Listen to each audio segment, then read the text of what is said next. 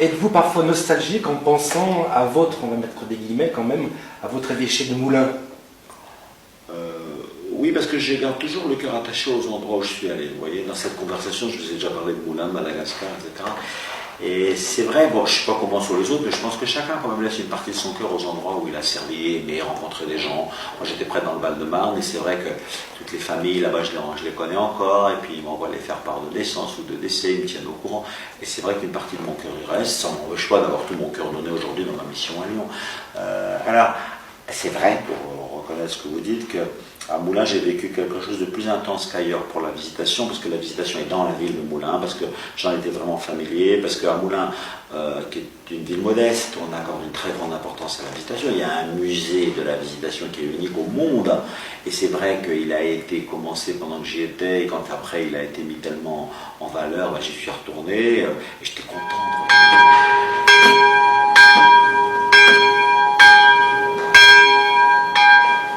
Ma sœur, nous abordons le 4e centenaire de la fondation de l'ordre de la Visitation Sainte-Marie par saint François de Sales et sainte Jeanne de Chantal.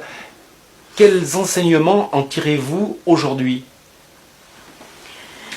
Je pense que bien que la langue ait changé, et quand on parle de traduction de saint François de Sales, je préférerais le terme de transposition, qui est beaucoup plus exact.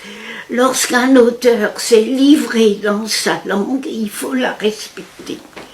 Donc c'est le premier point. Deuxième point, on a ce qui est sensible dans les monastères de la Visitation, c'est la priorité donnée par saint François de Sales et notre sainte fondatrice à un amour de dilection.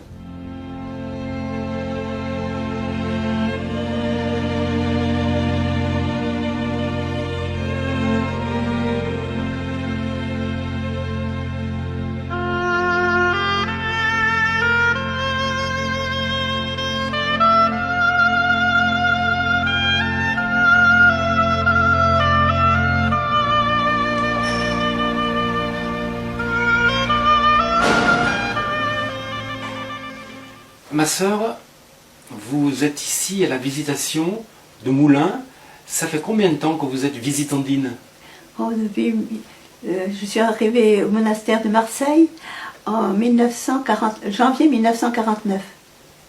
Alors, et avant d'être visitandine, avant donc de prendre l'habit religieux, vous aviez donc une vie dans le civil. Vous faisiez quoi? J'étais d'une famille de 10 enfants. Alors j'ai fait mes études et puis après, en attendant de rentrer au monastère, je suis rentrée, j'avais presque 24 ans. Je travaillais ce qu'on fait dans une maison, quoi. J'étais ma famille. À votre avis, quelle doit être la qualité première d'une religieuse? L'union à Dieu.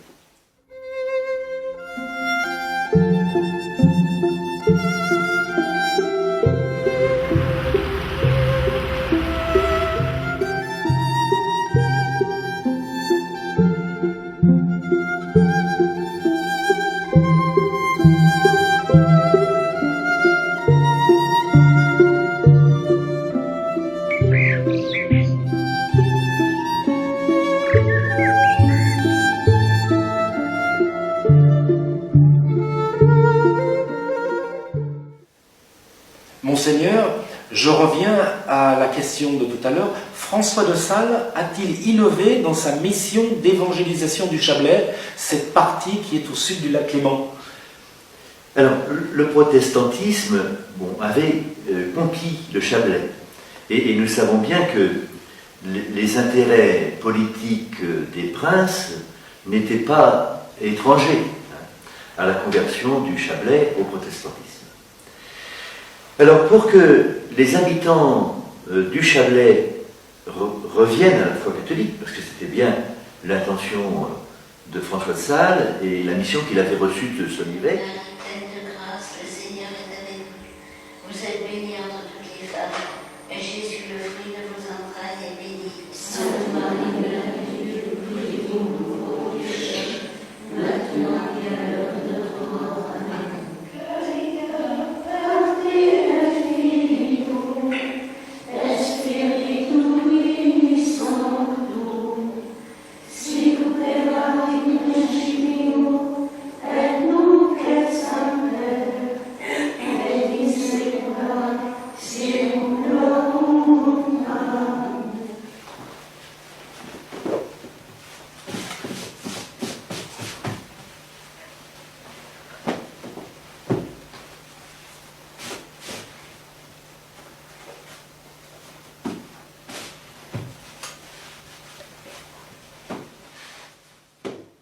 Monseigneur, sans généraliser bien sûr, on perçoit dans certains ordres monastiques un ralentissement des vocations, d'où un vieillissement, sans que cette expression soit péjorative bien sûr, un vieillissement de la population de certains ordres.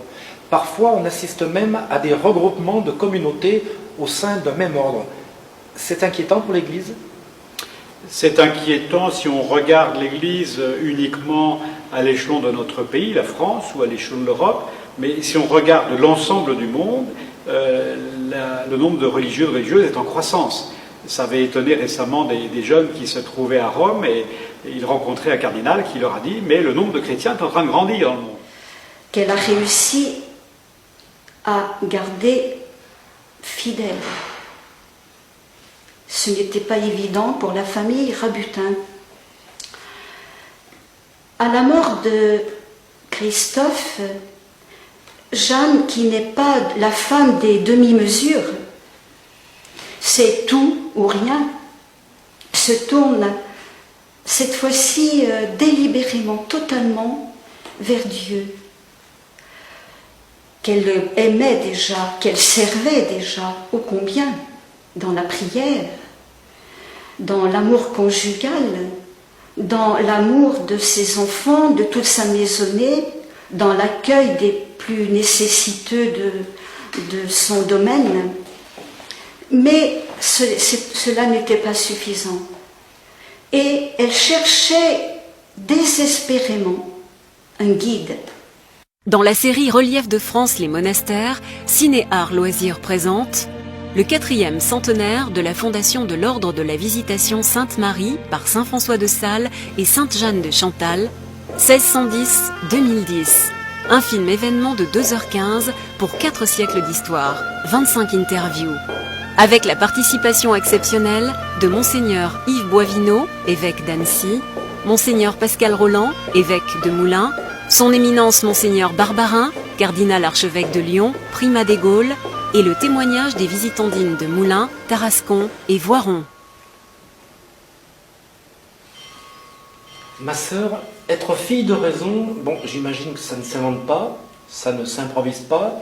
J'imagine également que les sœurs novices sont nourries par une formation biblique, doctrinale et liturgique. C'est un apprentissage, dirons-nous, long, peut-être même difficile. Comment êtes-vous aidée dans cet apprentissage ? On a effectivement une formation au niveau du noviciat, donc qui est d'abord auprès de notre maîtresse des novices, qui nous fait partager d'abord son expérience de vie spirituelle par un accompagnement des entretiens pour nous aider sur le chemin.